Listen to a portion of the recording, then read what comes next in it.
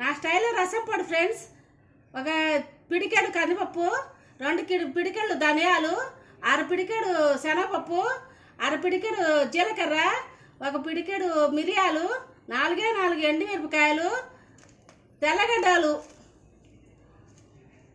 ఒక 3 తెల్లగడ్డలు.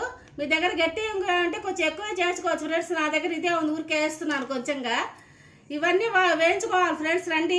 ధనియాలు, మిరియాలు, శనగపప్పు, పచ్చిశనగపప్పు, కందిపప్పు అన్నీ ముందు వేయించేసుకోవాలి ఫ్రెండ్స్. జీలకర్ర వరకు లాస్ట్లో వేసుకోవాలి, లేకపోతే నల్లగా మాడుతుందని. ఎండుమిరపకాయలు, తెల్లగడ్డలు కూడా లాస్ట్లోనే వేసుకుందాం, ఆఖరిని వేసుకుందాం ఫ్రెండ్స్. ఇవన్నీ వేయించేసుకున్న తర్వాత కొంచెం వేగుతుండగానే వేసుకోవచ్చు ఫ్రెండ్స్. ఆఖరిన జీలకర్ర వేసేసాను ఫ్రెండ్స్. ఆ 3 పచ్చిమిరకాయలు, ఎండుమిరపకాయలు, తెల్లగడ్డలు అన్నీ వేసేసాను ఫ్రెండ్స్. అంతే. నువ్వు బాగా వేయించుకుంటే బాగుంటాయి ఫ్రెండ్స్. ఎక్కువ రోజు నిలవ ఉంటుంది ఫ్రెండ్స్ ఈ రసం పొడి. ఇట్లా చేస్తే వేయించుకొని చేస్తే టేస్ట్ బాగుంటుంది, అన్నీ బాగుంది. నా రసం పొడి స్టైల్ ఫ్రెండ్స్. చాలా అంటే చాలా బాగుంటుంది, గమగమని వాసన వస్తుంది. ఎంత బాగుంటుందో అంత బాగుంటుంది. మీరే ఒకసారి చేసుకొని చూడండి ఫ్రెండ్స్, చాలా బాగుంటుంది. నా ఛానల్ మాస్టర్ చిట్కాలు ఫ్రెండ్స్. ఇట్లాంటి టేస్ట్ పళ్ళు, పచ్చళ్ళు అన్నీ మీకు రావాలంటే సబ్స్క్రైబ్ చేయండి ఫ్రెండ్స్. Please subscribe me.